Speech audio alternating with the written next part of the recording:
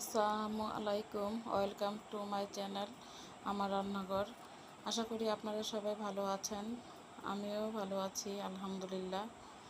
আজকে আপনাদের সামনে নিয়ে আসলাম চিকেন বিরিয়ানি, যা একেবারে সহজ উপকরণ দিয়ে রান্না করলাম ঘরোয়া মশলা দিয়ে। এখানে আমি কোনো বিরিয়ানির মশলা ব্যবহার করিনি। আমি এখানে পেঁয়াজ, বাদাম, গরম মশলা ভেজে নিচ্ছি। এর সাথে দিয়ে দিলাম মশলা, আদা বাটা, জিরা বাটা, রসুন বাটা, একটু জিরের গুঁড়াও দিয়ে দিলাম। মশলাগুলো ভাজতে ভাজতে আপনাদের সাথে কিছু কথা শেয়ার করব।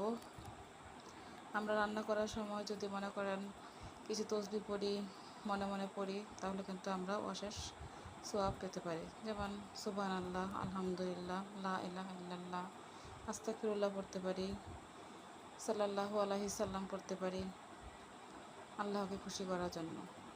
আমি এখানে চাউল দিয়ে দিলাম, চাউলগুলো ভাজতে লাগলাম। চাউলগুলো আমার ভাজা প্রায় হয়ে গেছে। আমি এখানে চাউল পানি দিয়ে দেব। এখানে চাউল নিয়েছি 2 পট আর হাফ পট, প্রায় 1 কেজির কাছাকাছি। এখানে পানি দিয়ে দেব তার ডাবল। আর আমরা যারা নামাজ পড়ার মধ্যে অভ্যস্ত নই, আসুন চেষ্টা করি নামাজ পড়ার জন্য, আল্লাহকে খুশি করার জন্য নামাজ পড়বো ইনশাল্লাহ। নামাজ পড়লে আল্লাহ খুশি হন, সেজদা দিলে আল্লাহ খুশি হন। মূলত নামাজ পড়ার মধ্যেই আমরা সেজদা দিতে পারি। এখন আমি আমার বিরিয়ানিটা ঢেকে দিয়েছি। আমি বিরিয়ানিটা রান্না করছি মূলত রাইস কুকারে। রাইস কুকারে বিরিয়ানি রান্না করলে তাড়াতাড়ি হয়ে যায়, এর জন্য রাইস কুকারে রান্না করি। এখন আমি এখানে ভেজে রাখা চিকেন দিয়ে দিলাম, ভেজে রাখা আলু দিয়ে দিব। এখন একটু নাড়াচাড়া করে ঢেকে দেব। আপনাদের কাছে কারো কাছে আমার ভিডিও ভালো লাগতে পারে, আবার কারো কাছে ভালো নাও লাগতে পারে। আপনারা কমেন্ট করে আমাকে জানাবেন, আমি খুশি হব ইনশাল্লাহ।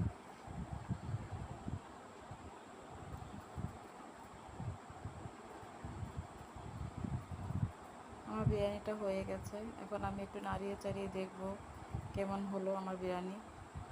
মাশাল্লাহ, খুব সুন্দর হয়েছে, ঝরঝরা।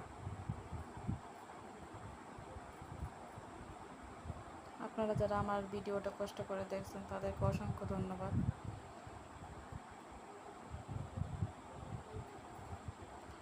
এখন আমি নাড়িয়ে চাড়িয়ে এর উপরে বেরেস্তা দিয়ে দেব। বেরেস্তা দিয়ে ঢেকে দেব 5 মিনিটের জন্য।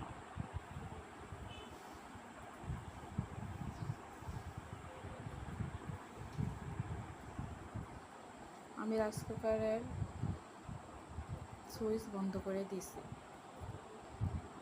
কয়েলে যেটুকু পাওয়ার আছে সেটুকু পাওয়ারেই আমি 5 মিনিট রাখবো।